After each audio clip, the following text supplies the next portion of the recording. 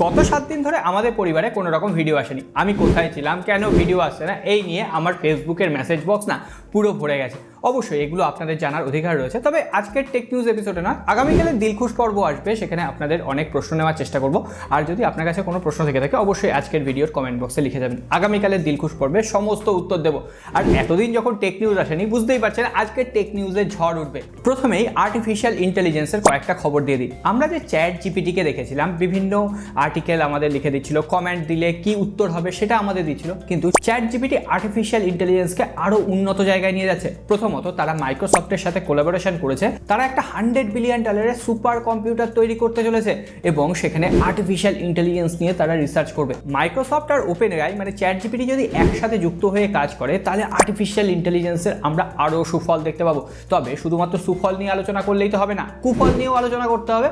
Chat GPT আজকে এমন একটা ফিচার ইন্ট্রোডিউস করেছে যেটা অনেকেই খারাপ কাজে ব্যবহার করবেন। প্রথমত চ্যাট জিপিটিকে মাত্র 30 সেকেন্ডের একটা আপনি ভয়েস দেবেন, চ্যাট জিপিটি ওই ভয়েসটা ক্লোন করে একদম হুবহু একটা নতুন ভয়েস বানিয়ে দেবে। মানে আপনি জাস্ট 30 সেকেন্ড আমার ভয়েসে অন্য কেউ কথা বলতে পারে, বুঝতেও পারবেন না আপনি। তো এটা ইউজ করে অনেকে দেখবেন ব্ল্যাকমেল করছে, এটা ইউজ করে অনেক কিডন্যাপিংয়ের কেস হতে পারে, ব্যাপারটা খুবই ঘোরতর হতে চলেছে। তো দেখা যাক কি হয়। কিন্তু আমাদের পরিবারটাকে সুপার পাওয়ার দেওয়ার জন্য শুধুমাত্র আপনার একটা লাইকই যথেষ্ট। লাইক করে দেবেন, নতুন হতে একটা সাবস্ক্রাইব করে রাখবেন।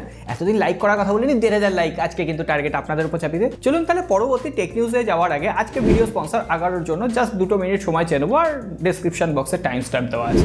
আজকে আমার কাছে রয়েছে আগারো কোম্পানির 9-in-1 মেন্স গ্রুমিং কিট। এতদিন পর্যন্ত আমি যে ট্রিমারটা ইউজ করছিলাম সেটার অবস্থা সত্যিই শোচনীয়। তার জায়গায় আমি এখন এই ট্রিমারটা ব্যবহার করছি, কারণ এই ট্রিমারটা কিন্তু সম্পূর্ণ মেটালের তৈরি, তার সঙ্গে সঙ্গে স্টাডি ফিল দিচ্ছে। আমার আগের যে ট্রিমারটা ছিল সেটা প্লাস্টিকের হওয়ায় তার অবস্থা শোচনীয় হয়ে গেছে, আর এর মেটাল হওয়ায় এটা যথেষ্ট হ্যান্ডি রয়েছে এবং যে ভাইব্রেশনটা সঠিকভাবে অ্যাবজর্ব করতে পারছে। প্রথমেই বলেছি এটা 9-in-1 একটা কিট, সুতরাং এর ভেতরে অনেক কিছু রয়েছে। প্রথমত মেন ইউনিট হিসেবে ট্রিমারটা রয়েছে, তার সঙ্গে সঙ্গে বিভিন্ন ধরনের এখানে ব্লেড দেওয়া হয়েছে। একটা হেয়ার ট্রিমার রয়েছে, বডি হেয়ার ট্রিমার রয়েছে, বেয়ার ট্রিমার রয়েছে, নোজ এবং এয়ার ট্রিমার রয়েছে, প্রিসিশন ট্রিমার রয়েছে, মাইক্রো সেভার রয়েছে। এছাড়াও এটাকে চার্জ করার জন্য একটা টাইপ সি কেবল রয়েছে, ক্লিনিং ব্রাশ দেওয়া হয়েছে, এছাড়াও একটা লুব্রিকেটিং অয়েল দেওয়া হয়েছে এটাকে পরিষ্কার রাখার জন্য। এছাড়াও একটা ক্যারি পাউচ রয়েছে, যদি ট্রাভেল পারপাসে দরকার হয় ইউজ করা যাবে। যাই হোক, এতক্ষণে মোটামুটি আপনারা ধরে ফেলেছেন এটা একটা প্রিমিয়াম ক্যাটাগরি গ্রুমিং কিট। এখানে যে ব্লেডগুলো ইউজ করা হয়েছে সেটা প্রথমত তো স্টেনলেস স্টিলের, সুতরাং জং পড়ে যাওয়ার ভয় নেই।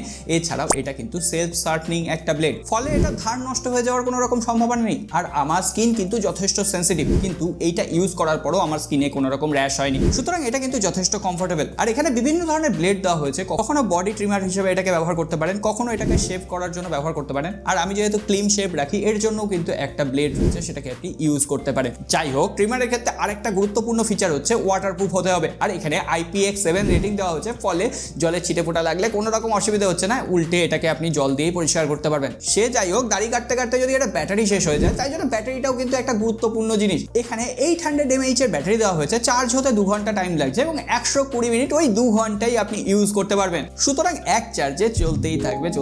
আর এটার ব্যাটারি ক্যাপাসিটি কতটা রয়েছে, কতটা ব্যাটারি লেফট রয়েছে, তার জন্য এখানে একটা ডিসপ্লে দেওয়া হয়েছে। ডিসপ্লেতে আপনি দেখে নিতে পারবেন যে এটা কতক্ষণ ইউজ করা যাবে। তো কোনো রকম টেনশনের কোনো কারণ নেই। আর সব থেকে বড় কথা, এখানে 2 বছরের ওয়ারেন্টি রয়েছে। যাই হোক, এটার প্রয়োজনীয় লিঙ্ক আমি ডেসক্রিপশন বক্সে দিয়ে দেবো, দেখলেই যে কিনতে হবে মানে নেই। তো অবশ্যই এই প্রোডাক্টটা সম্পর্কে আরও জানতে গেলে ডেসক্রিপশন বক্সের লিঙ্ক চেক করে নেবেন। এবার তাহলে সরাসরি অ্যাপেলের খবরে চলে আসি। আর্টিফিশিয়াল ইন্টেলিজেন্সের দৌড়ে এবার কিন্তু অ্যাপেলও মাঠে নেমে পড়েছে। অ্যাপেলের যে আপকামিং অপারেটিং সিস্টেম আপডেটটা আসবে iOS 18, সেটা মনে করা হচ্ছে 10ই জুন ইন্ট্রোডিউস করা হবে। আর সেটা মোটামুটি iPhone 12 থেকে শুরু করে iPhone 15 সিরিজের ফোন, এমনকি iPhone 16 সিরিজে অবভিয়াসলি থাকবে।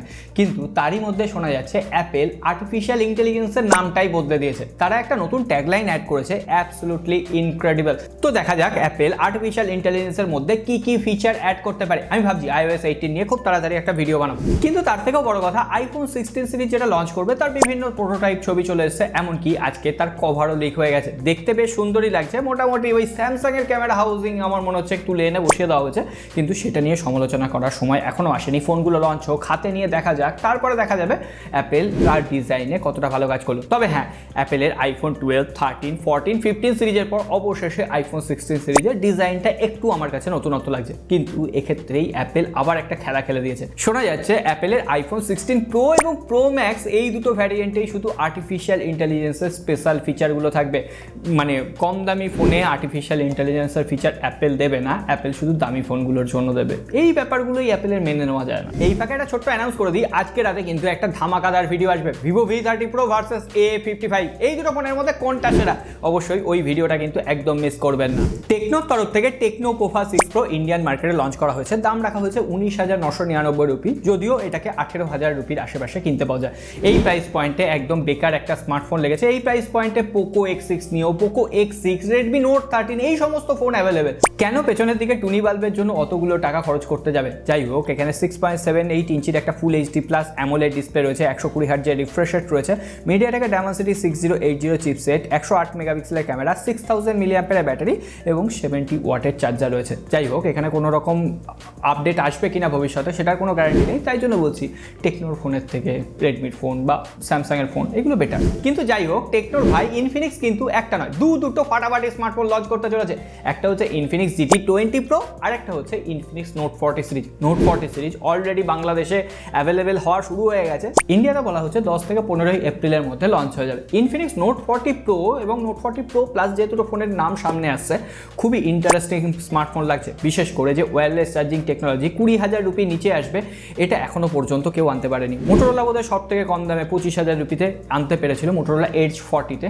তো এখন দেখা যাক ইনফিনিক্স এই ফোনগুলোকে কিভাবে কাজে লাগায়। তার থেকে বড় কথা, কার্ভ অ্যামোলেড ডিসপ্লে থাকছে, 120 হার্টজের রিফ্রেশ রেট থাকছে। ইনফিনিক্সের UI এখন যথেষ্ট স্টেবল। কিন্তু হ্যাঁ, ফোনগুলো লঞ্চ হওয়ার পর আসলে ফোনগুলোর কি প্রবলেম রয়েছে সেগুলো আমরা ধরতে পারবো।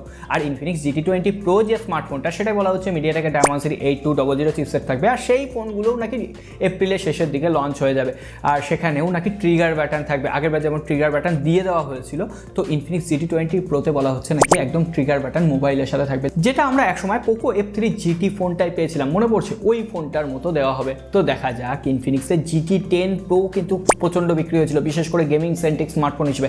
তাছাড়া অ্যামোলেড ডিসপ্লে, 120 হার্টজের রিফ্রেশ রেট, 5000 মিলিঅ্যাম্পিয়ারের ব্যাটারি, এমনকি 70 ওয়াটের চার্জার থাকবে। তবে এত কিছুর পরে স্যামসাং তাদের দুটো স্মার্টফোন লঞ্চ করছে, স্যামসাং M55 এবং স্যামসাং M15।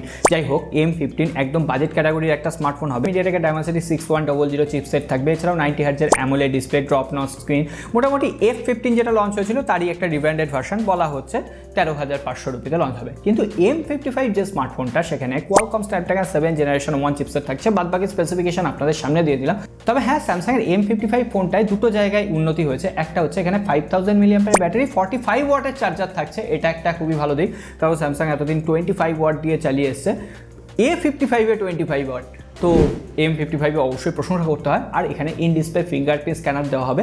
এই দুটো জিনিস দিয়ে কিন্তু স্যামসাং 30,000 রুপিতে ফোনটা লঞ্চ করতে চলেছে। কিন্তু 30,000 রুপিতে এই ফোনটা বাজারে কতটা দাগ কাটতে পারে, কতটা ভ্যালু ফর মানি আমাদের প্রোভাইড করতে পারে, ক্যামেরাটা কত ভালো হয়, সেগুলো অবশ্যই আমরা দেখব। রিয়েলমির তরফ থেকে আরও একটা powerful device, Realme GT Neo 6 AC বলে একটা স্মার্টফোন এপ্রিলের শেষের দিকে ইন্ডিয়ান মার্কেটে লঞ্চ করবে। এই ফোনটাকে নিয়ে অনেক দিন ধরে কথা হচ্ছিল, বলা হচ্ছিল যে আজ নয় কাল লঞ্চ হবে। তবে হ্যাঁ, মোটামুটি BIS সার্টিফিকেশন সেকশনে দেখা গেছে, মানে ইন্ডিয়াতে লঞ্চ হচ্ছে, বাংলাদেশে আনঅফিসিয়ালি অবশ্যই পাওয়া যাবে। কোয়ালকম স্ন্যাপড্রাগন 7+ Gen 3 চিপসেট থাকছে, 5500 mAh ব্যাটারি, 100 ওয়াটের চার্জার থাকছে, এছাড়াও অ্যামোলেড ডিসপ্লে থাকছে। মোটামুটি এই ফোনটাও কিন্তু 30,000 রুপির ক্যাটাগরিতেই লঞ্চ হবে। আর 7 Gen 3 যে প্রসেসরটা না, পাওয়ারফুল প্রসেসর। IQ Z9 ফোনটা কিন্তু মার্কেটে একদম ছাড়া ফেলে দিয়েছিল, কিন্তু IQ Z9 টার্বো বলে আরও একটা স্মার্টফোন লঞ্চ হতে চলেছে, যেখানে Qualcomm Snapdragon 8s Gen 3 chipset থাকবে বলে শোনা যাচ্ছে।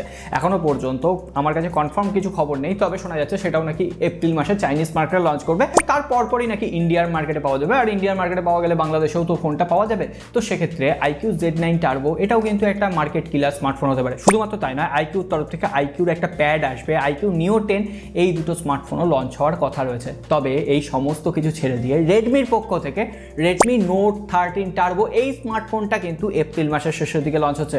আর এই ফোনটায় Qualcomm Snapdragon 8s Gen 3 chipset থাকবে, যেটা অ্যান্টুটু প্রায় 16 লাখের আশেপাশে আসবে। এছাড়াও রেডমি নোট 13 Pro প্লাসের মতো মতো 200 মেগাপিক্সেলের ক্যামেরা থাকবে, কার্ড অ্যামোলেড ডিসপ্লে, 120 হার্জের রিফ্রেশার, এছাড়াও সেখানে 5000 মিলিঅ্যাম্পিয়ার ব্যাটারি, 67 ওয়াট অথবা 120 ওয়াটের চার্জার থাকবে। এই ওভারঅল স্পেক্সটা বলা হচ্ছে যখন ইন্ডিয়ান মার্কেটে আসবে না, পোকো F6 নাম নিয়ে 30,000 রুপির মার্কেটে লঞ্চ করবে।